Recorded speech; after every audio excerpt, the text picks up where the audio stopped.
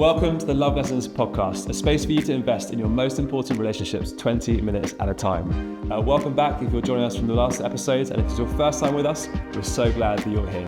Today I'm continuing the conversation with author and broadcaster Lauren Windle. Today looking specifically at singleness and dating. Here's today's episode.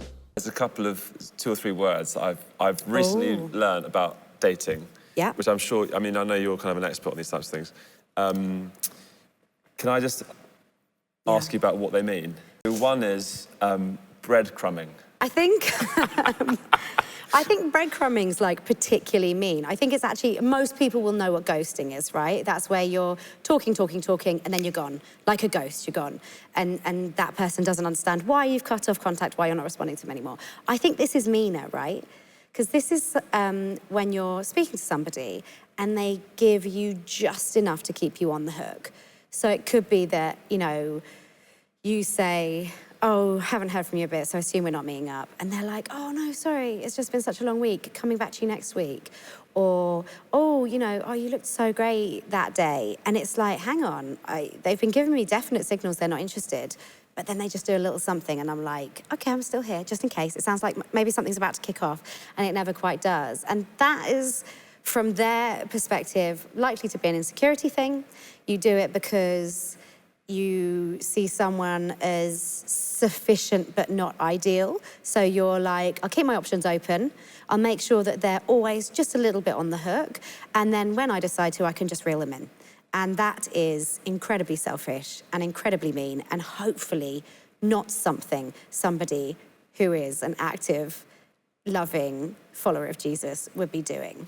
What do you do if you're the one being breadcrumbed? Yeah. How do you... That's it, you're conjugating just great. How do you, clock it and react well? Because otherwise you could just be at the mercy of the breadcrumber for a long time. I think someone being breadcrumbed may also use the term situationship. Mm-hmm. Like, they're not in a relationship. Technically, they could go on other dates, but they're a bit like, oh, would I do that when there may be something kicking off with breadcrumber? I would say if someone is not showing you the time that you deserve, if somebody is not investing in you, if somebody is not replying to you, if somebody isn't treating you like you are of high value, then just walk away. And do you mind for clarity? Is there something around communication as well of you saying, calling a spade, hey, look, I've noticed this, you get in touch every now and again, or is it best just to follow your gut and be like, oh, I think I'm being played here? That is such a good question, and I just had this conversation with a friend of mine. If you can walk away, close the door completely and never have the conversation with them, I think you should. I'd say 90% of people need to have the conversation. And if you're that person, have it, make it quick, hear their no, and leave. And if it's their yes, then it needs to come with significant behavioural changes. And if it doesn't, it's still a no. Okay, so I'm the breadcrumber. Yeah. What would you say to me to mind for clarity? I'd say, so if I had decided, no, I need to know either way, I'd be like, Dave, you're only semi-responsive with me. I feel like I'm quite clear that I'd like to hang out again or go on a date or kick things up a notch. And I feel like you are doing just enough to keep me interested when it seems like I'm about to walk away. And I just need a yes or no from you. Would you like to commit to, people don't like using the word commitment, but actually that's a value thing. You are a high value person. People should enjoy the idea of committing to you. And also, we're not talking about a wedding here. We're talking about, not dating anyone else for 2 weeks whilst they work out if they want to continue with you. It's not a high ask. Would you like to actually do this, or am I just filling time for you? And you'd be like, Lauren, you're filling time for me. And I'd be like, you will never hear from me again. And that would be your loss. Delete. Yeah. Or they say, so sorry, yes, I'll change, and then you're then watching for the behavioural change. Yeah, and then I think as give you it a watch that. couple of weeks, let them be the one who's proactive, let them reach out to you, let them organise a date, Yes. let them respond quickly to your messages. And if they're not doing that, then it may be that their expectations of contact within a relationship don't match yours, and that's something that you can discuss. Or it may be that actually they're just kidding themselves and they're not in the right place, or they don't value as much as they are telling you they do. So helpful. Last one, submarining, or also known sometimes as like haunting, or kind of two quite similar ones. They are similar. So haunting is slightly different because the person doesn't make direct contact. So haunting is like someone's walked out of your life, maybe you dated for a bit and they're gone, but they still watch everything you do on social media. They're just there watching.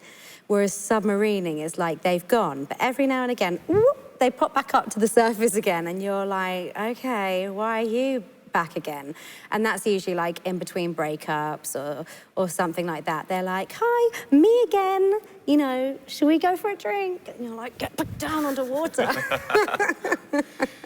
I'm interested, so for those who, let's just transition from singleness to now talking about dating. Yes. I was talking to a friend of mine a couple of days ago who was like, I've just broken up with someone quite recently. Oh, that's and I'm hard. trying to work out like when I would be ready to date again. Yeah. And I guess this is also relevant for anyone, maybe they've been single for a while and they're trying to work out, Yeah. am I ready to date? What would you say to them about kind of like date readiness? So make sure you fully let go of your ex. Make sure that you are in a sufficiently emotionally strong place to deal with a breakup. Because dating is vulnerable, there are no guarantees. You can feel like, this is pretty safe, this is definitely for me, but you don't know if you'll still feel that way down the line. You don't know if they're feeling that way. So, you know, as a single person, every single time you fancied someone or had a coffee or gone on a date or called someone your boyfriend or girlfriend has ended in some level of disappointment. And sometimes that'll last minutes, hours, and sometimes that'll take months, years to get over. And actually, you need to ask yourself, do I have it in me to go through that again right now? Because I think actually a lot of people think, I'm not very emotionally strong, it'd be nice to do this with someone else, I will start dating. And that logic is really flawed. So emotionally strong, no longer hung up on your ex. You do get a lot of advice from people who say like, you know, have you done the work on yourself?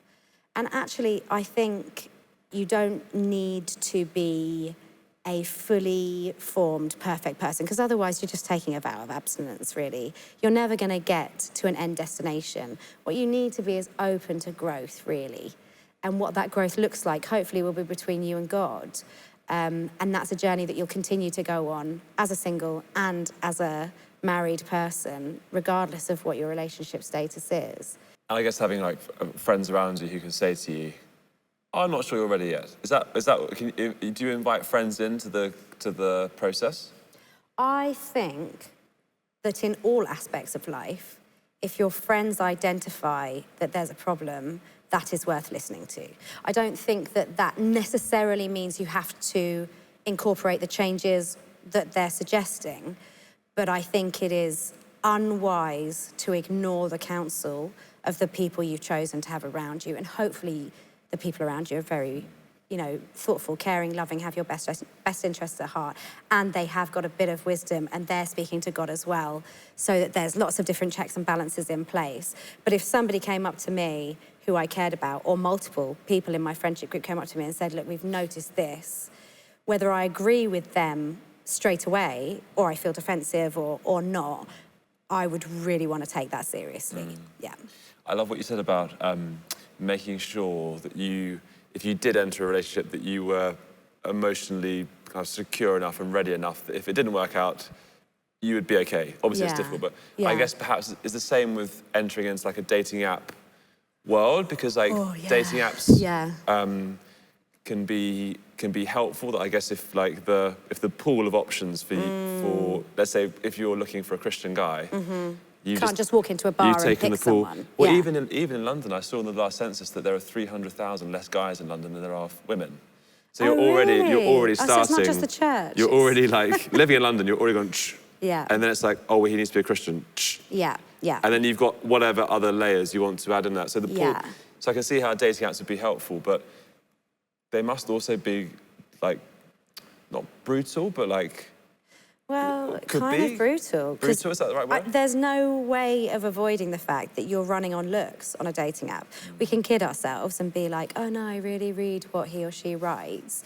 But actually, you've made your decision in a split second of seeing their first picture. And that's a real shame. I think that dating apps are an amazing tool. I think they're exhausting though. And I think that it's user error that makes them as exhausting as they are. And I interviewed the woman who, gosh, what did she do? She was the expert on Dutch Married at First Sight. No, I know, big names. So she told me the best way to successfully use a dating app without experiencing burnout and maximizing your chances of making real, genuine connections. And no one does this, but if we start doing this, I think that we'll start to see real changes. Is you pick up your phone, you open the app, and you look at the profile you're shown. You look at the pictures, you read the writing, you take a good 3 minutes or so over looking at that profile. What is that person wanting to tell you about themselves, about their lifestyle, about their friendships, about the things they love, about what they care about their faith, whatever. Reading it through, and then you decide, do I feel that it's worth learning a little bit more about this person? Is there more to find out? Or am I pretty sure that either way, this isn't a romantic connection for me? You swipe yes or no, and then you put your phone away. And that's you done. You have dating apped. And then you, maybe in a couple of hours, you do it again.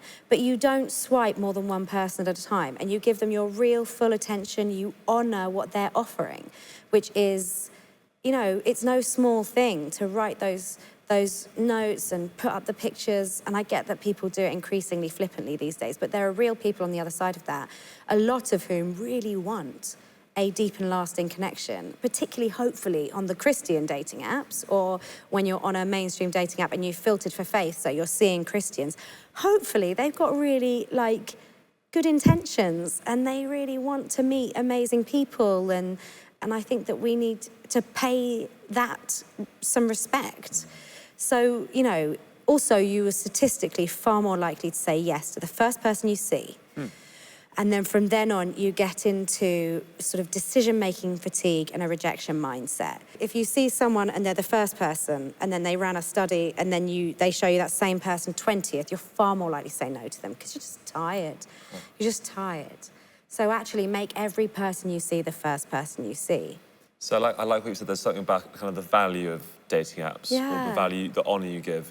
What about just the practical, how to make your page better? How do you make it better, and can you make it better? Yeah, put your best foot forward with your pictures. That certainly doesn't mean present a person you're not. I think you should have a full-length picture so that people can see your height, they can see your size, your build, you know, things like that. Because what you don't want is for someone to turn up and be like, oh. And actually, you know, that's not to say that there's anything wrong with you, but people should know who they're meeting up with. It's very frustrating not to have a full picture. For women, it's statistically, men aren't interested in seeing you with your animals or with a glass of wine in your hand. They quite like just a straightforward, smiling picture are often the ones that women are like, oh no, I look awful in that. I like my pouty ones, I like my sunglasses. That's very off-putting. You know, we trust people when we can see their full face head on, and we want to see what people actually look like. Smile nicely, and that's great. For guys, we do care if you're holding a puppy. That statistically will get you more attention from women. Really? Yeah. Also, the pictures that women most like of men are not action shots. We do not care about your Costa Rican bungee jump. Like a pull-up or something. Or, no, gym selfies don't go down very well either. What you want, truly, as well as one of those, you definitely have to have at least one or two full face, almost like headshot style, passport picture rules, photo, except that you're allowed to smile, right? Good lighting, all of that kind of stuff. Don't put up a blurry picture. Don't put up a chin picture. You know, what are we doing here? Don't have a picture where you've cropped in so much because you quite like that picture of you, but it's a group, and then suddenly the quality becomes really low. Don't muzz out the faces of your friends in the picture so you've just got these like spectral presences surrounding you. It's just really weird. But what women love is a jawline shot. So genuinely, the way to be most successful is if the camera's in front of you and you're a man, you want to be looking sort of at, 5 o'clock, down, and that's it. It's like that simple. Really? Yeah. Do it again. Yeah. You could be looking up as well, but what you want is that line there. Women find that very attractive. Wow. Yeah. I love that we've just increased the chances of those listening being successful on dating apps. So you're on the dating app. Yep. Let's talk like red flags. Oh, yeah. Which actually could be dating app or could just be like in real dating life, in person. yeah. God, I mean, there's so many red flags out. It's basically a carnival. It's like, I mean, how long is a piece of string? I guess, I think it's easier to look at green flags. I think there's lots of stuff that could or could not be a red flag. You want someone who's kind. That's a green flag. So the opposite of that is someone who's not very respectful of a waiter. That's a real standard one that people will talk about. If he or she cannot be polite, strike up a little bit of a conversation with the waiter or the Uber driver or whatever, then really, you know, is that ideal? You want someone who really loves Jesus, and sometimes on dating apps you can get people who are kind of tick box about it. You know, you have to sort of chat to people about their faith and stuff like that. I'd say what I don't like is if someone puts themselves forward as a Christian and then actually doesn't really have a good understanding of what that means. One of my friends went on a date with someone who said, oh yeah, no, I'm Christian, I believe in God, but I'll just pray like, you know, all roads lead to God, all roads lead to heaven kind of thing. And that's a misunderstanding about what the Christian faith is. It's not just being a good person, it is Christ, resurrection, died and born again and for our sins, and we have the opportunity to, you know, be born again in him as well. So I find that to be a bit difficult, and you don't want to be someone's theology teacher or their spiritual advisor or their guide. I think it's okay under circumstances like that to say, hey, do you know what? We're in different places with this. I'd love you to explore it more though, because I think you'd be fascinated by what I believe, which is different to what you believe. But for me, I'd probably leave that there. So I want someone kind, someone who loves Jesus, someone who I find funny. That doesn't mean the guy or girl who is centre of attention at the party, and often actually it's not that person, you know. And I think that two quite loud people, they sometimes actually get on better with someone who's a little bit more understated, someone who you have to mind for the gold a little bit more. But I need to find them funny, and I need to be interested in what they're going to say next.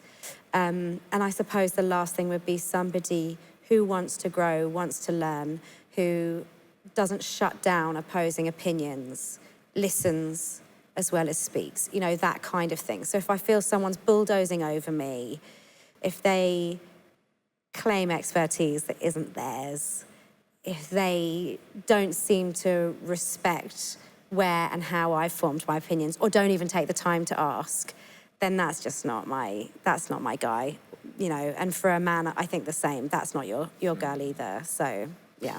So red flags, green flags. Let's say that you've gone on a couple of dates and you're like, oh, I'm just not sure. Yeah. And because a lot of people, well, the danger is you might just ghost the person. Yeah, don't do that, Which basically, like, the conversation's going to be awkward of me saying, thanks very much, but no thanks. How do you communicate that to someone, and what would you say? I think with dating, if it's a maybe, it's a yes. Give it real time. Sometimes something that you thought was definitely a no can really surprise you. So give everything its space to grow.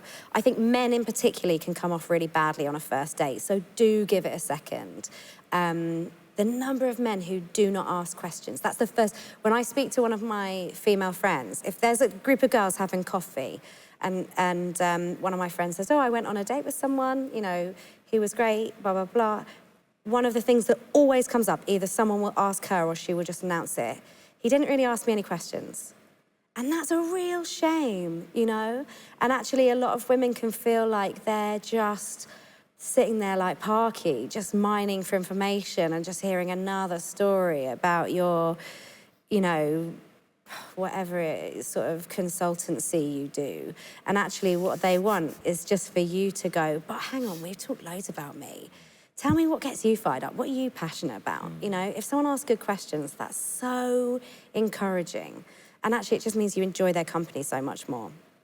So, if it's a maybe, give that person a chance to settle into your company, because people do get nervous. People do freak out a bit.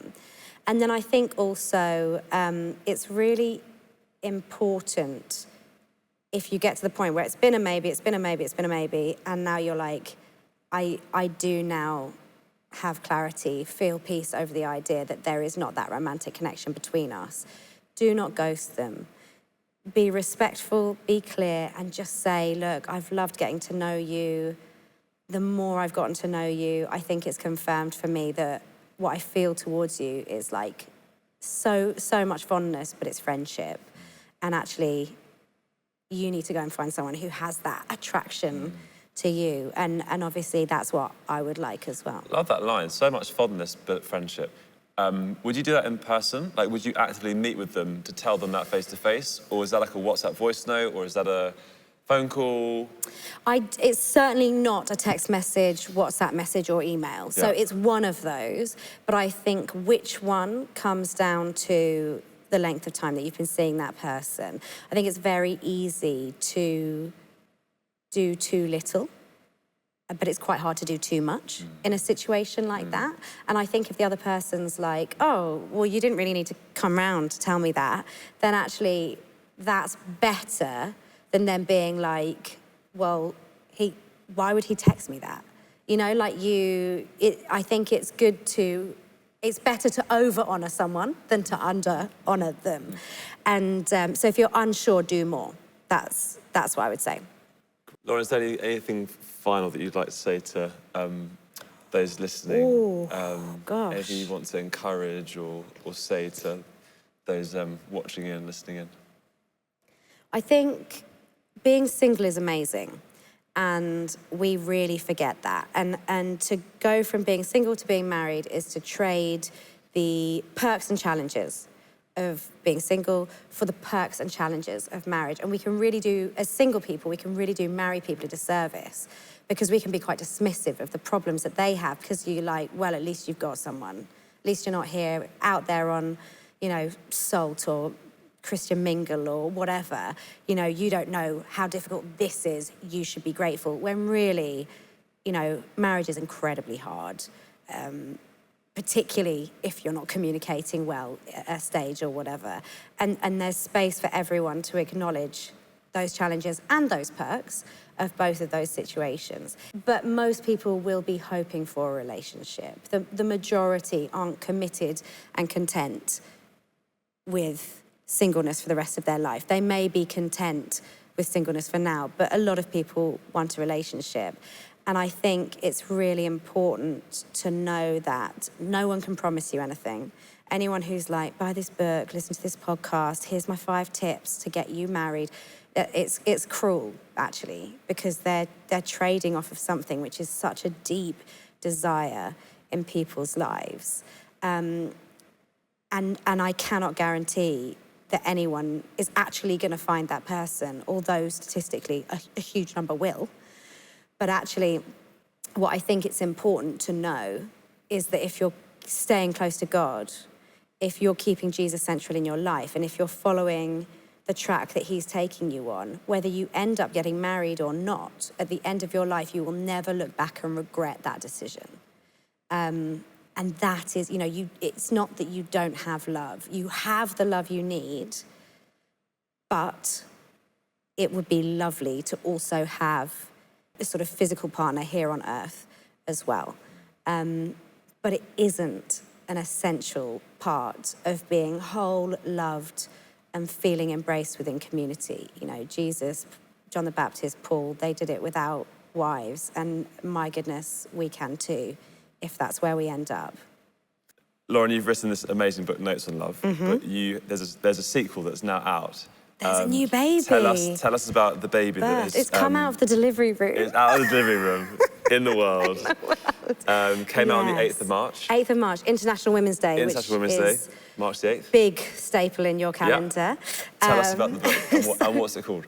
It's called Notes on Feminism, Being a Woman in a Church Led by Men. And it's, for anyone who's read Notes on Love, it's a similar format. It's sort of short notes rather than long chapters, which explore different elements of being a woman effectively and a Christian.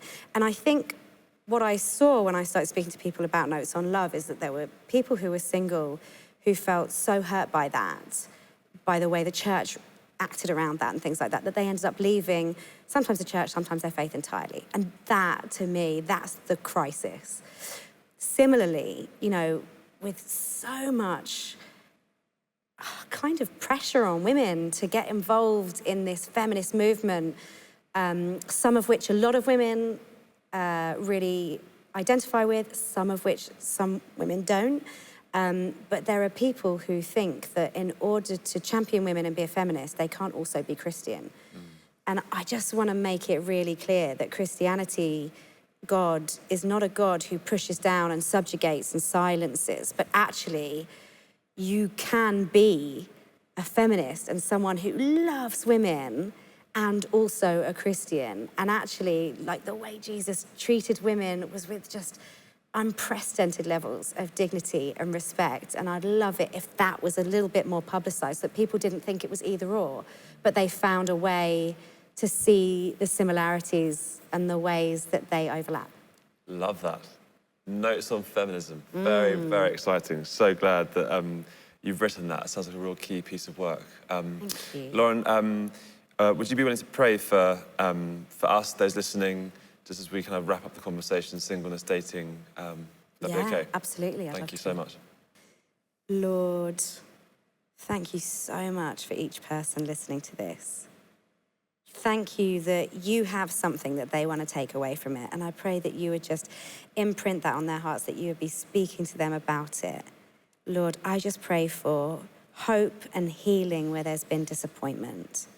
I pray that people would know that they are so deeply loved, that they are so deeply cared for, that whether they are single, married, or anything in between, that they are not alone. I pray that you would lift up our church communities so that they can embrace and welcome every single person, so that people feel that they have a place.